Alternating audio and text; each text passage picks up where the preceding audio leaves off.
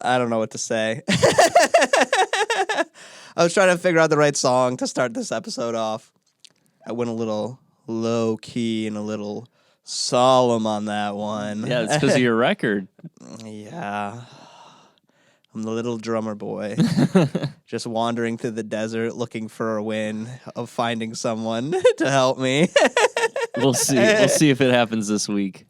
Welcome back to Squeeze the Juice. It is the Christmas episode. Merry Christmas, everyone. Merry Christmas. It is Christmas Eve. That's when this episode will come out. Yep. Because it is Saturday. And either way, Merry Christmas to you and yours and all you sports fans out there. It's going to be a wonderful Christmas Eve. What a crazy Christmas Eve this is going to be. Christmas Eve, right? Christmas Day, it's loaded up. It's insane. We got so much NFL action coming to you Saturday, and then on Sunday there's some games as well. We're going to get into both Saturday and Sunday. But what a week it was last week. One of the craziest NFL weeks I think we've had all season, just with everything that happened in so many different games. You had the Eagles and the Bears. We're going to get into that one. Jalen Hurts getting hurt. We're going to talk about the ramifications for sure. You had the Patriots and Raiders, one of the craziest plays. Had both of us crying, I'm sure. I know I was.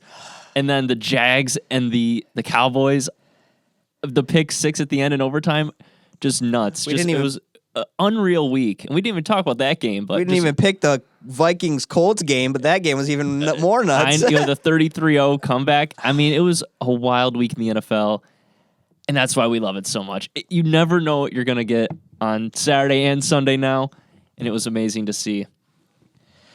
I am disappointed in the week. I'm disappointed in the week because games were lost when they probably shouldn't have been. I was on the rise. The revenge tour was getting violent early, and then I got re-humbled again. Back to a tough week. Evan, let's recap those records for us. So let's do it.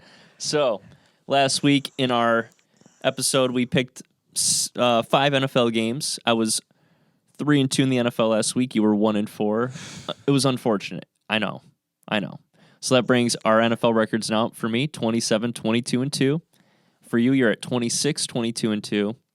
My overall record now sits at 48, 37-2 because you got to follow the Squeeze the Juice Twitter. I handed out Eastern Michigan moneyline. We talked about the Idaho Potato Bowl last week on the episode, and I said, go with the Eagles, and the Eagles got it plus 160 moneyline. I hope you got on that. So now I'm 21-15 in college, plus 1. So now my record now sits at 48, 37-2.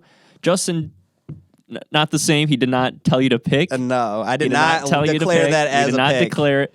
We're making that clear. But if he did, it would have been a loss. Yeah, so, that's why I didn't declare it as a pick. So it's all good there.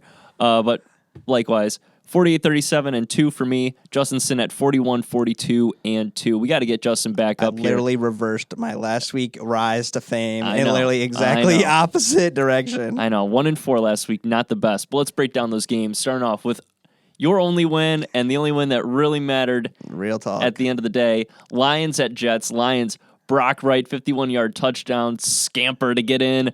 2017 victory. What a way to win it. Lions -1. We were both on it. I was nervous about that game, and I'm just as nervous going into this week against the Panthers. But what a win that was. What a statement win that was.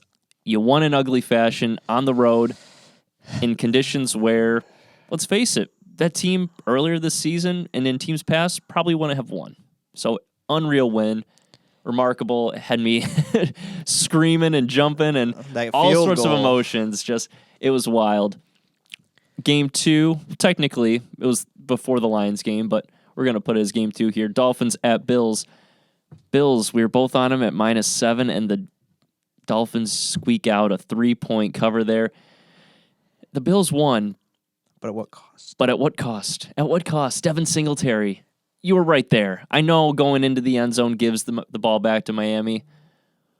But can you do us a solid and score there? I mean, come on. But you're up 10. No, it was 29-29. Devin Singletary had a touchdown, and he went down at like the 2-yard line, so they could just run out the clock and then kick a field goal to win. IQ. So it was a great mentality. I'm not going to knock Devin Singletary. That was the right football move. But you know what, Devin? We could have got a push. I would have been okay with the push, but instead we get the loss. It is what it is. It happens. But between the Jets game last week with the Bills with that fluky safety, and now this week where Devin Singletary is playing smart football, I'm getting pissed with the Bills. I'm getting pissed, and I'm kind of done with them. So that's that. Eagles at Bears. Eagles 5-point victory over the Bears.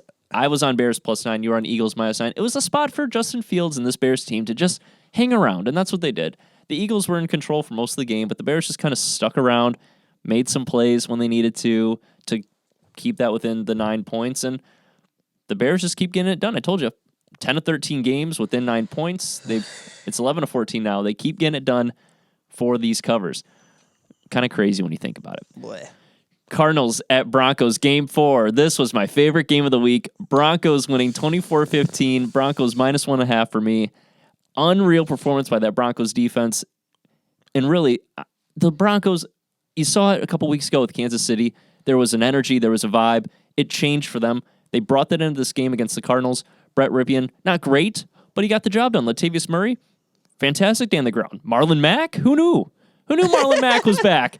So it was a great game for the Broncos. You were on a Cardinals +1.5. Tough. That was tough. But I kind of had a feeling. I don't really feel bad for you on that one. I'm sorry. I just don't. And then in the Sunday Night Football, this one was tragic. I thought we were on the right side of it. Commanders -4.5. Giants winning 20-12. Couple controversial calls at the end. You had the Terry McLaurin checking with the ref, making sure that he was lined up properly. Ref said, "You aren't." Okay. That was crazy. And then you had the last play, which should have been a pass interference for sure. He was draped all over, I believe, Curtis Samuel. Tough game for the Commanders, really hurting their playoff chances now. They lost 20-12, and the Giants are square in the thick of things here. It looks like they're going to be a playoff team, and I mean, that was it, man. That was just that was one of those games where I thought we had it, and then we didn't. So that's it. That was our Week 10 I have no words. picks, and one more time, I was 4-1 last week 3-2 last week in the NFL. Justin was 1-4. Overall record for me now sitting at 48-37-2. Justin 41-42-2. We're going to get Justin back, though. We're going to get him right back on track here. We got 6 NFL games for you to pick, in addition to our bowl game that we're kind of having fun with. I might bet this one. I might not. I'll let you know. mine. I'll let you know on never Twitter. College, never. I'll let you know on Twitter until the playoffs. I'll let you know on Twitter closer to game time for this one. But let's kick it off. All right, ladies and gentlemen. Like we told you last week, we did it last week. We're doing it again this week. Next week will be different because it'll be more legit because it'll be playoff time. So these are our last 2 fun bowl picks. Evan hit last week with his. He Eastern actually told you to Michigan, baby. bet that. I did not with the Washington State against Fresno State. Fresno State. Got to follow the Twitter account. They went back 10 years ago, and they put on a show, and Evan was right. He predicted the future and the past. So, I mean, that's a little Christmas Carol vibe if I ever seen one. Little Ebenezer Scrooge for you. I was feeling like that after that game. Little bah humbug action. All day, every day. But now it is Christmas morning, and I am alive. Let's see it. Let's go. Come on. Let's go. You want me to go this week? Yeah, let's hear it. All right. I got a little fancy one for you this week. It is the Ticket Smarter Birmingham Bowl.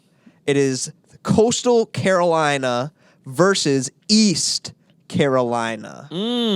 They have it East Carolina -7.5. Believe it or not, I thought about taking East Carolina. Coastal Carolina's QB is not playing because he entered the transfer portal.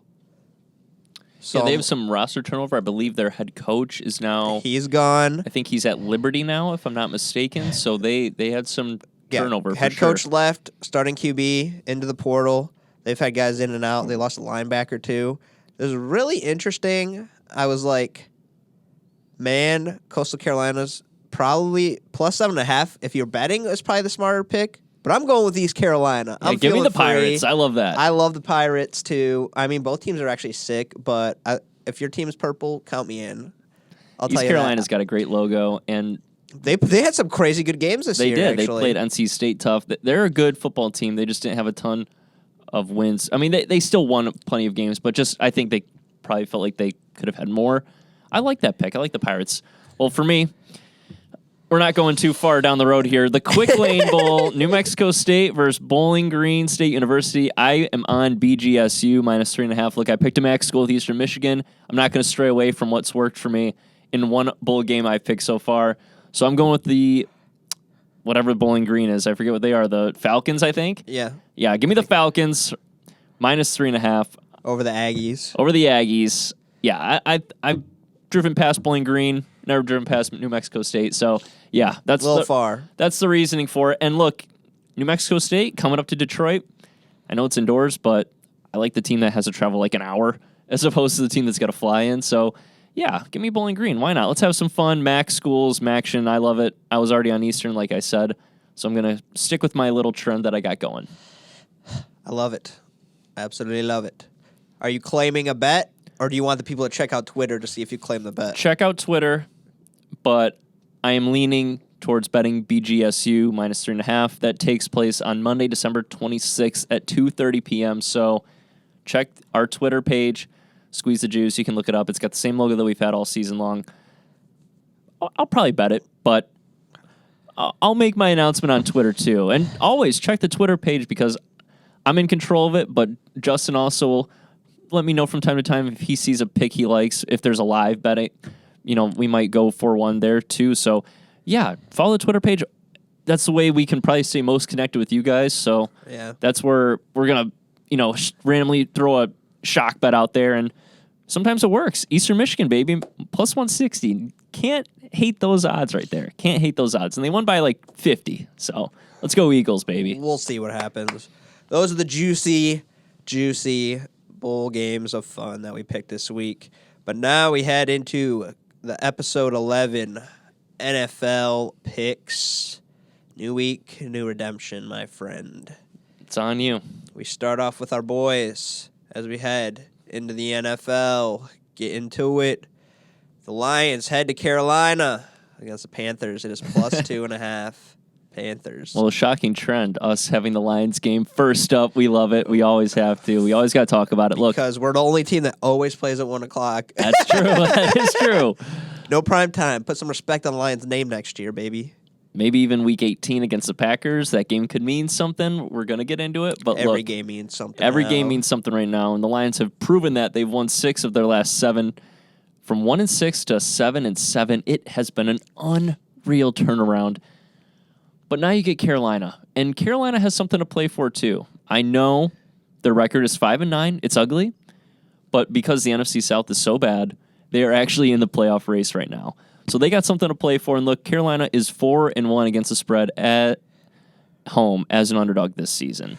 Their run and pass defense pretty solid, 6.3 yards per attempt and 4.4 yards per carry. And we've talked about it. They got studs on the defensive end: J.C. Horn, Brian Burns. Shaq Thompson. They got studs. Jeremy Chin. They got studs on the defense.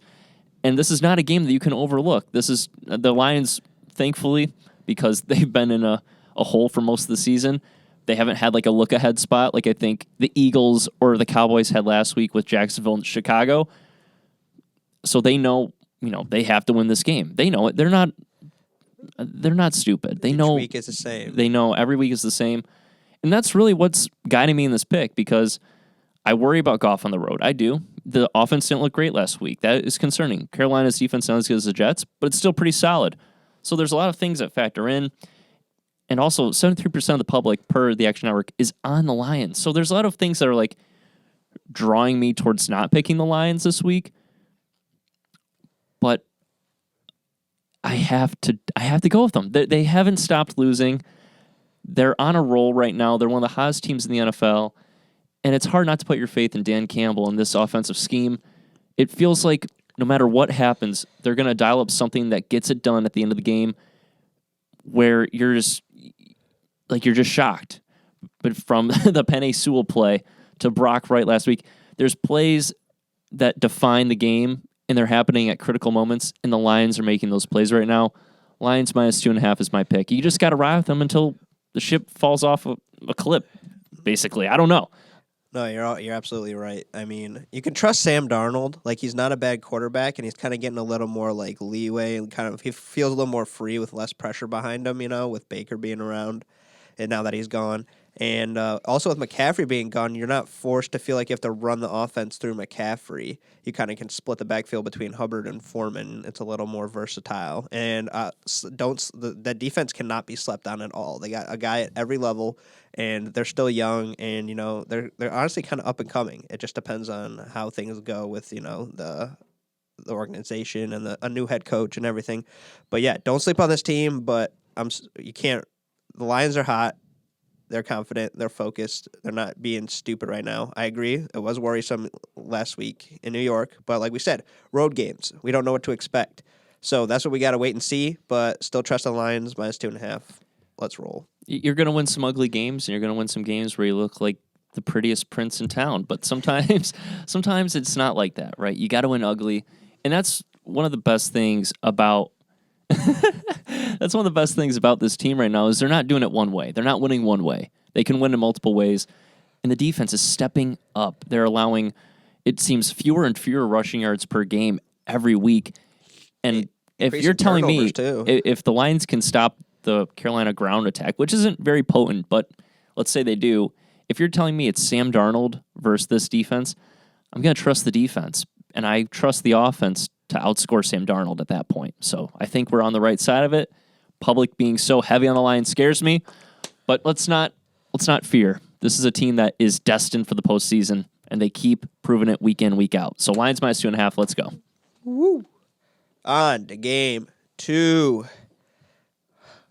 The Bengals head to Foxborough.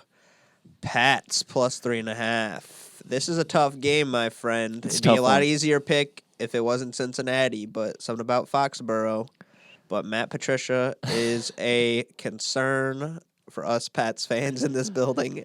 It's bad. It's bad right now. Look, the Patriots, we don't need to get into the details, but they are coming off probably the worst loss in Patriots history against the Raiders. That last play from Ramondre Stevenson to the Jacoby Myers lateral to the Mac Jones face palm into the dirt. It was horrible. It was like watching a horror film play out in front of you, and you just had your jaw on the floor, hands were in the air.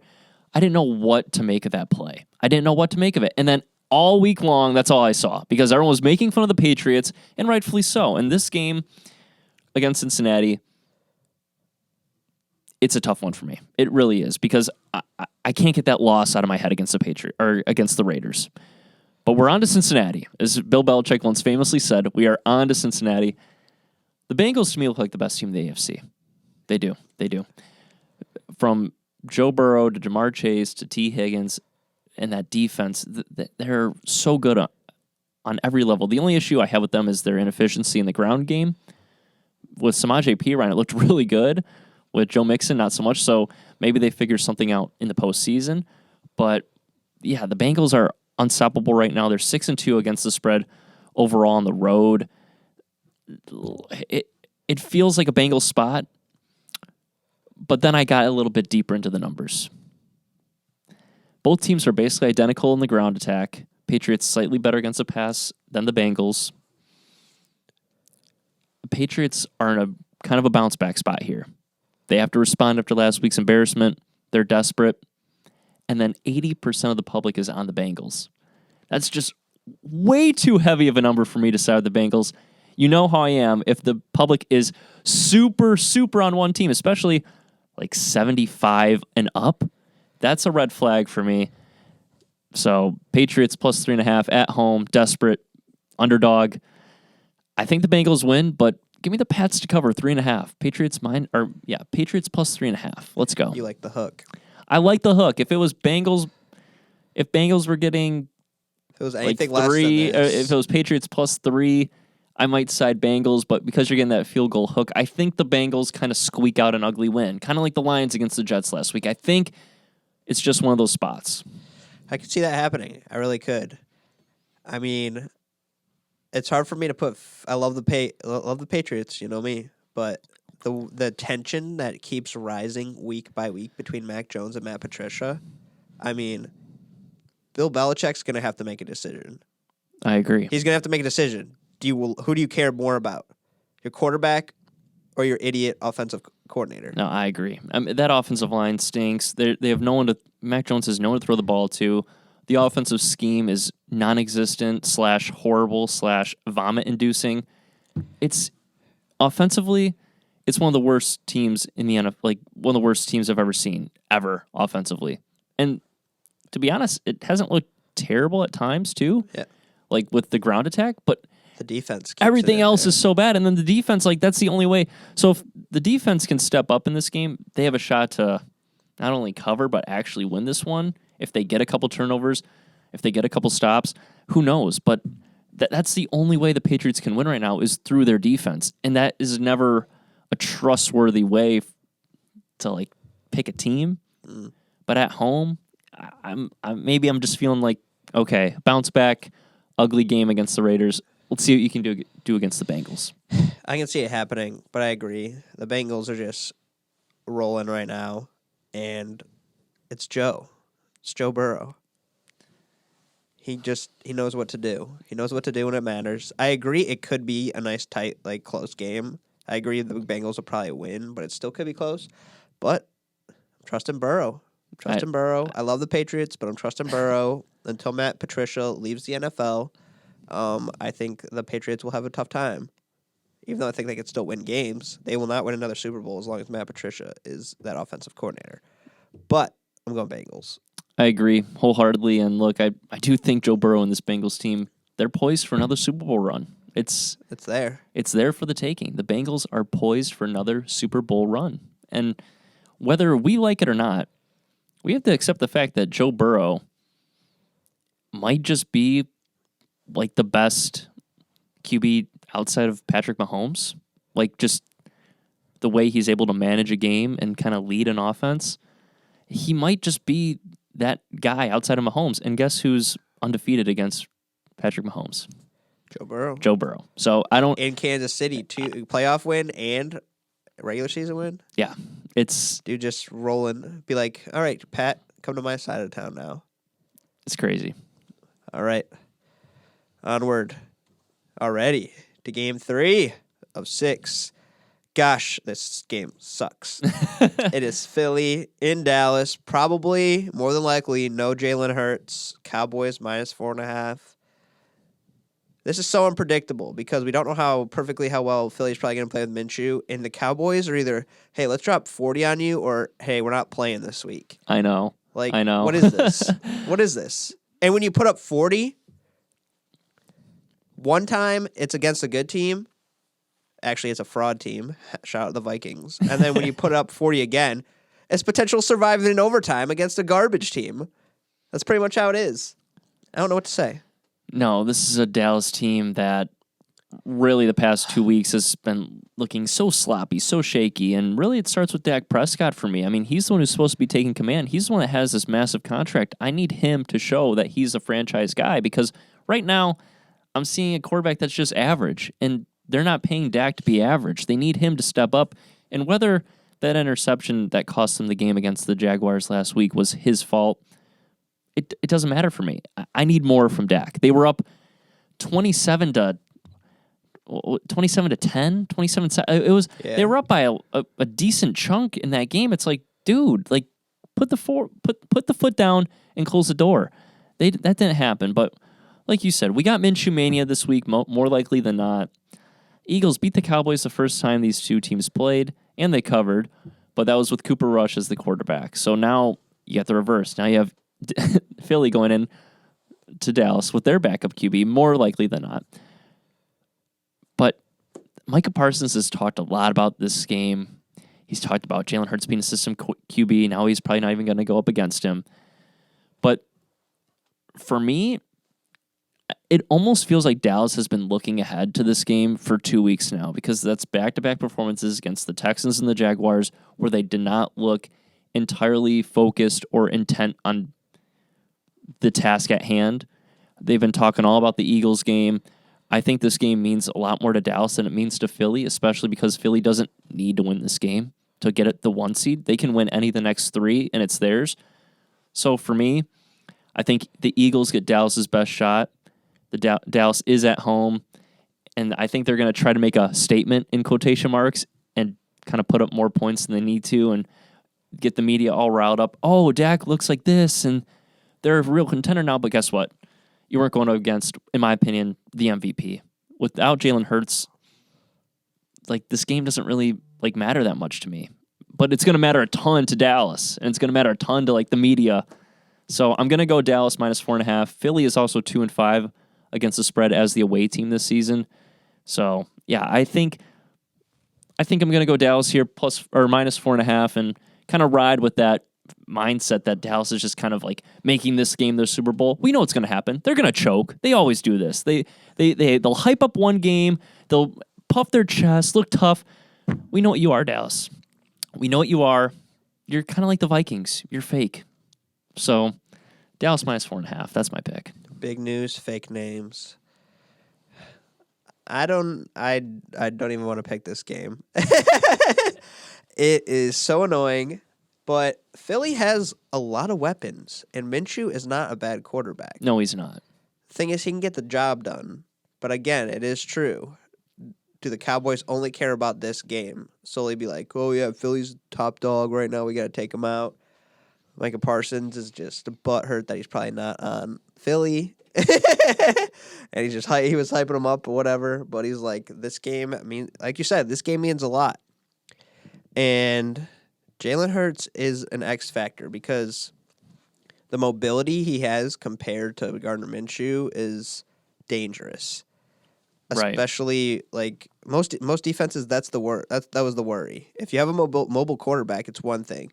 If having Gardner Minshew, who's more than likely going to sit in the pocket more so, Micah Parsons is going to eat that up all day. Right, and I mean Gardner can move around a little bit, and they are getting Dallas Goedert back, so that is another weapon for Minshew to have potentially. But unlike the Baltimore Ravens, where the offense is kind of tailored around Lamar, the Eagles' offense is not necessarily tailored around Jalen Hurts, but the game plan is. Yeah. Like, you can throw in a quarterback like Gardner Minshew. He's got Devontae Smith. He's got A.J. Brown. He's got Dallas Goedert, Miles Sanders.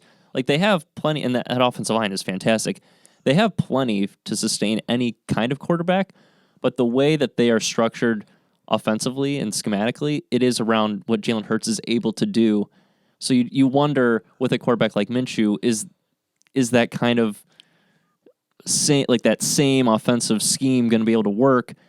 I'm with you. I don't necessarily think so. And you're right. Micah Parsons, he can talk the talk, but let's see you walk the walk now. Have a big game against the Eagles. Show us what you're about. If Jalen Hurts is just a system QB, okay, that's fine. But show us you can beat their system then, because if they're a system QB, then Gardner Minshew should just be able to walk in and perform, right? I mean, that's what Mike is saying. So we'll see how that goes. I think it's a nice little either 28-20 or 28-17 kind of game. But I'm going Dallas. I think it's like a weird smart pick. Like, I don't like it entirely. I want to pick Philly, but same. Like, I'm going against my gut here because like my gut's telling me Philly's a better football team, and especially Philly with should plus 4.5. You're like, right. Okay, Dallas wins. Dallas doesn't show up, but they end up winning by like the field goal. Right, and I think most of the public is like, because 71% of the public is on Philly per Action Network. I think most of them is like, yeah, Philly's getting 4.5. This is the 1 seed. They should be fine with Gardner Minshew. He's a solid backup, and like I said, I don't disagree. But I think Dallas is just making this their Super Bowl. I think that's what they're all about. Well, we'll see what happens.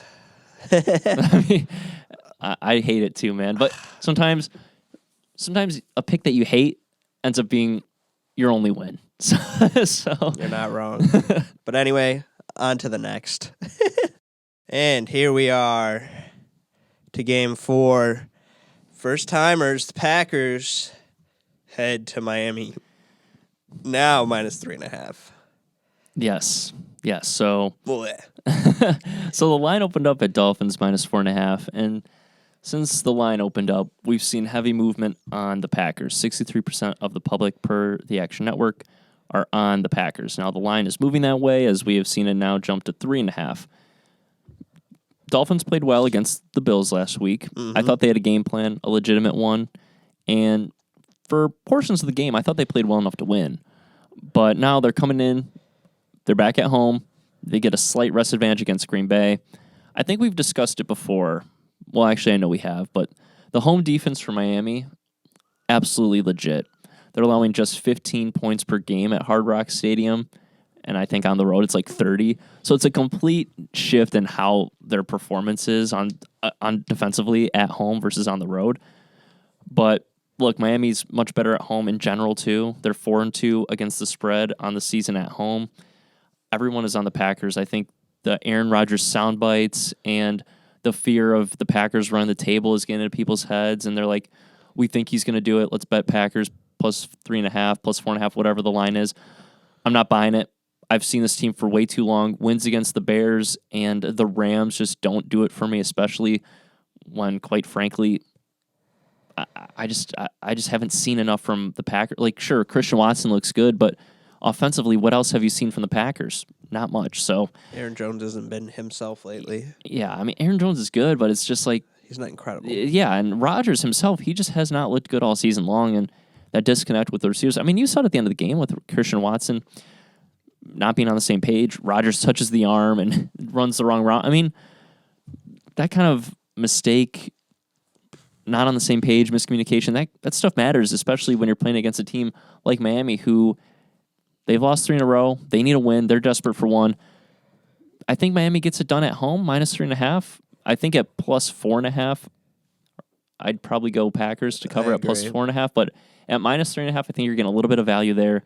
Public on the Packers. It's not a science. It's not a proven science to go against the public. But, and I'm not going against the public in all my picks. But I think this one is just people having that fear, that psychological thought of Rodgers running the table. I don't see it happening. Give me Miami at home.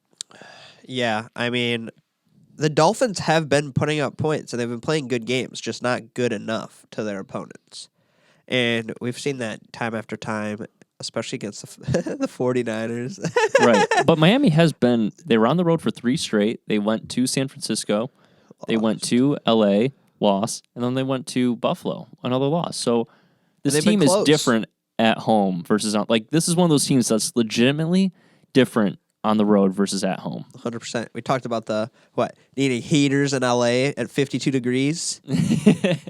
They're going to need some ice packs for the Packers. I mean, to Miami. That's true. You have the Packers going from like frigid temperatures in Lambeau to, I mean, it might be cold. It's supposed to be, actually, they're saying that it's going to be, I mean, it's still going to be nice, but they're projecting, is this game Sunday? It is on Christmas I believe Day? it's on Christmas Day. Okay, yeah. but they're talking about a Christmas, potentially in Tallahassee, it's going to be 9 degrees on Christmas Day. High 30s in southern Florida on Christmas Day. Jeez. So this could be in favor of the Packers, but I think Miami still gets it done. We saw them play okay in Buffalo. They almost got it done in Buffalo, and I don't think that's going to affect them that much, like we said, at home. I mean, they got the speed, they got the talent at home. I agree the 4.5 would have been Packers all day, but, I mean, I got to go Miami. Right, and I'm looking at the temperature right now in Miami on Christmas Day. They have it at 56 degrees with showers, so that's pretty chilly for Miami. But we'll see what happens. To go from Lambeau and Green Bay, which is like freezing right now, to 56, I mean, that's still... That could be normal temp, so it could feel like almost 40. Right, I mean, it's going to be cold there for sure. I mean, it's not going to be a nice... It's cold and day cold rain? Oh, gosh. It's not going to be nice in Miami, but look, I think we're on the right side of it here. I think everyone's kind of fascinated by Rodgers and what the Packers could do. We've seen it before, RELAX, stuff like that, but this is a different team, and you don't have Devontae Adams, so, yeah, I'm with you. Miami's more rain, Packers are more snow. Take the favor. I like it. All right. Keeping it quick, keeping it smooth. Ain't no thing on the game 5, and we're pretty much only against each other so far in 1. Right, which I feel like could change. We'll see. We'll see on this one. This juicy game 5 of 6 is the Raiders in Pittsburgh. Steelers minus 2.5. This game is very controversial to me. This is a difficult one. Look, there's so much outside of the game that's playing into this one specifically. You have Franco Harris suddenly passing away, and his game, or in this game, which would have been the 50th anniversary of the Immaculate reception where Franco Harris made that unreal reception. I think we've all seen it, to walk it off against the Raiders. He was getting his number 32 retired this Sunday as well, or Saturday as well. So very tragic, very sudden, and it's a very unfortunate event that occurred. But, back to the game. Look, the Raiders did some unspeakable things to my Patriots, our Patriots last week. Ugh. But the Raiders are 0-4 against the spread on the road this season, or as a road favorite this season. And you got two of the worst pass defenses in the NFL right here. Like, they're both allowing over 7 yards per attempt. I think this is one of those games where, look, you got a lot going into it with the Steelers emotionally.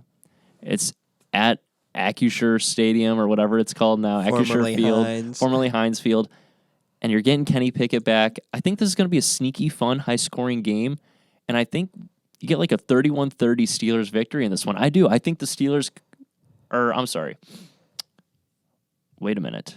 Steelers minus 2.5. I'm sorry. Okay, never mind. Not 31-30. I think it's like a 3-30 game. I actually got that mixed up. So Steelers. Yeah. Mind what I said about Vegas being 0-4 as a road favorite this season. I initially thought that Vegas was favored, but Vegas picking Steelers or Raiders? I'm picking Steelers still. I do think they get it done. I like the emotional side of it with Franco Harris, and with it being the 50th anniversary of the Immaculate Reception, I do like the emotional side playing in. This is not really like a football pick for me. This is more so there's going to be a lot of emotion, a lot of people there. The grit's going to carry it out. Yeah, just a lot of people there in support of Franco and and just that emotional, passionate side of the Steelers rising up, and with Kenny Pickett back. I like me some Kenny Pickett. So yeah, give me the Steelers minus 2.5. I think you get like a 30-27. Like something like that. I think they win by like a field goal.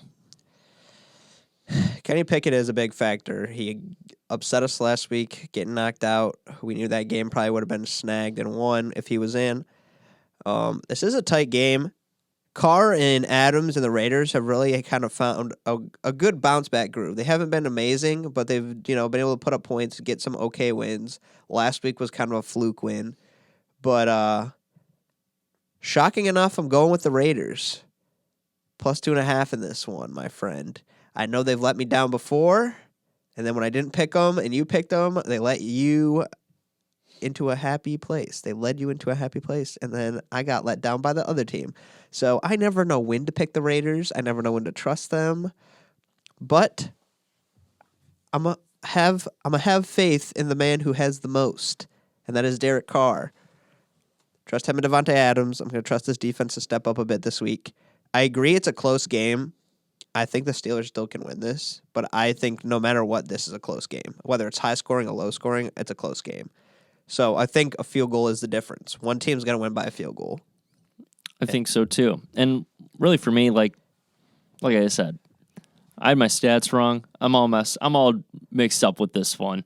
That's what happens when you got a crazy week. But look, it's right there for the taking. I do think this is like one of those games where it can go either way. And you're looking at the spread, it's like, okay, 2.5 could go either way. Really, I do think it's like a field goal game. One way or another, it doesn't really matter if the Raiders win by a field goal because obviously they'll cover in that event. But yeah, I think it's kind of one of those games where it's like almost a pick 'em, like in my opinion. Like I know it's 2.5, but it feels like a pick 'em.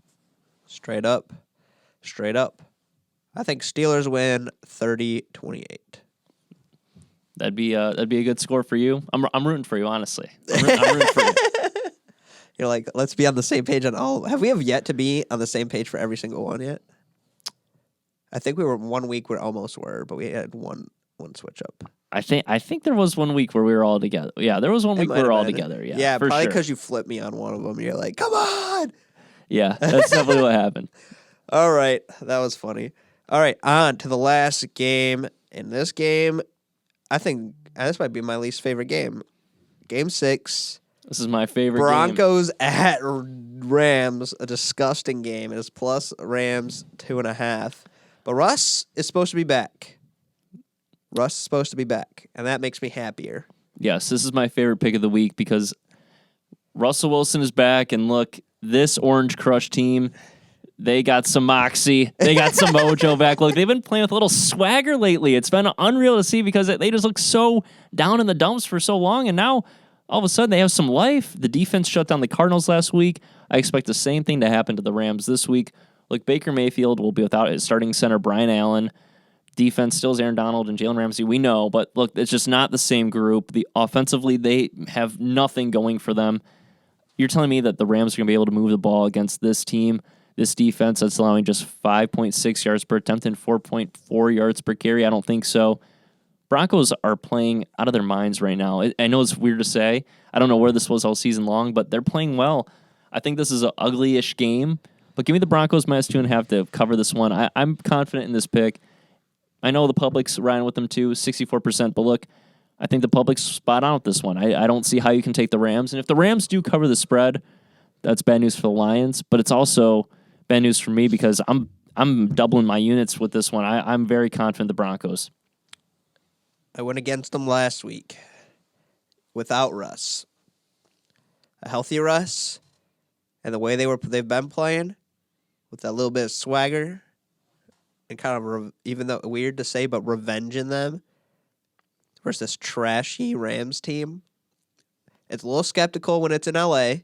It seems that way. It's weird that when teams go to LA, they seem to kind of feel like play weird. They may get it done, but like just something weird about it against the Rams. But I am riding with Bronco Country this week. Russ is the biggest factor to me, but I think I would have picked him either way. It would have been close, but I feel like I would have been stupid to take the Rams, honestly. Right, and you know it's going to be a home game for the Broncos. I know they're going to L.A., but you got so much passion in Broncos country. You know it's going to be filled with Broncos fans, and they have something to root for. I mean, this team has played better, and it's not like you're getting a terrible product with, Brett Ripien versus Baker Mayfield. I mean, we know Russ hasn't been great this season, but there is some hope, and maybe, I don't really necessarily believe that momentum carries from season to season, but I do think there is like an important mindset kind of going into the off season. Okay, we ended on a hot streak. We saw some positives. We can feel a little bit better about our assessment going into, the offseason and free agency and draft.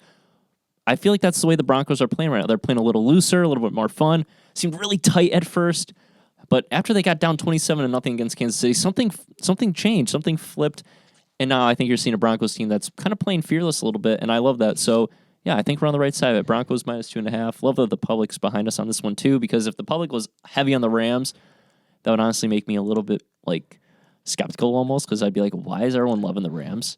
But no, public is spot on, I think, with this one. Broncos minus 2.5. Orange Crush, baby. That's my team, baby. They have been my team for 2 weeks. Actually, 1 week. Ever since that Kansas City game, this team is a late season money machine. I'm telling you right now, they are going to cover many spreads from here on out. Russ just has to play okay. The defense can do the rest. And they will win this game. Yep. Plain and simple. Plain and simple. And you know that defense is going to. They are studs. They have studs all over the field. They just have to rattle Baker and it's over. Yeah, I mean, look, I'm a Baker guy, but we know what Baker is. We know what Baker is. And if you get him under pressure, you get him outside the pocket, it's over. And that's probably what's going to happen. So we're locked and loaded on the Broncos. Locked and loaded, and let's run this down. Run it back. So we got 6 picks for you. Let's also mention the bowl games. Justin, your bowl game, you got the, Ticketmaster Bowl? Whatever it is in Birmingham. The Ticket Smarter, I think. Birmingham Bowl. Okay. We're taking East Carolina. We're not betting, but taking East Carolina minus 7.5 technically against Coastal Carolina. We'll see what happens. If you want to see me take it, it might be on Twitter. We'll see what happens. And then I got the Quick Lane Bowl in Detroit, Michigan. New Mexico State versus Bowling Green. I'm probably going with the Falcons, but we will see. I'm feeling good after that EMU money line, baby. Let's go. All right, so for the NFL, Lions at Panthers, we are both riding with the Lions minus 2.5. Bengals at Patriots. I am on the Pats at plus 3.5. Justin is on the Bengals minus 3.5. Eagles at Cowboys. We are both riding with Dallas minus 4.5. We are putting our faith blindly in Dak Prescott almost. That's the way it feels. Packers at Dolphins -3.5. We are both on the Miami Dolphins at home, getting it right after 3 straight losses. -3.5 there. Raiders at Steelers in the 50th anniversary of the Immaculate Reception. I am on the hometown Pittsburgh Steelers -2.5. Justin is on the Raiders +2.5. And then we're headed to L.A. where the Broncos are taking on the Rams. And we are both on the Broncos. The Orange Crush, Broncos country. Let's ride. Let's go, baby. So that is our rundown. 6 picks for you, plus the bowl games that we're having some fun with. Might be or might not be picking those. But yeah, 6 NFL games for you Saturday and Sunday, Christmas Eve, Christmas Day. It's going to be awesome. Check Twitter if those picks are out for either one of us. But it's a fun one. It's a fun weekend. It's crazy. Christmas Eve and Christmas Day football. We haven't had this. I don't even remember this ever being like this. Probably, it's got to be a few years now. I mean, Christmas eventually falls on a Sunday, and Christmas Eve obviously has to fall on the Saturday before. But it does feel like it's been a while. You get those leap years thrown in, and they mess it all up. So, yeah, it does feel like it's been a while. And we are getting Christmas Eve football and Christmas football. It's going to be magical. And who needs the NBA on Christmas? Really. I'm not even concerned about. I don't even know the games for the NBA. I know, neither do I. They're always hoping it up. I don't care. I don't know. I haven't seen any commercials about it. Normally they're always hyping it up like, yeah, NBA Christmas Day. Maybe they're like, we're going to cancel all Christmas games. They probably should because no one's going to watch. 100%. Let's just NBA is not good enough right now anywhere for people to just be like. No, it's been a down year for the NBA. It's been weird. I don't know. We'll see what happens.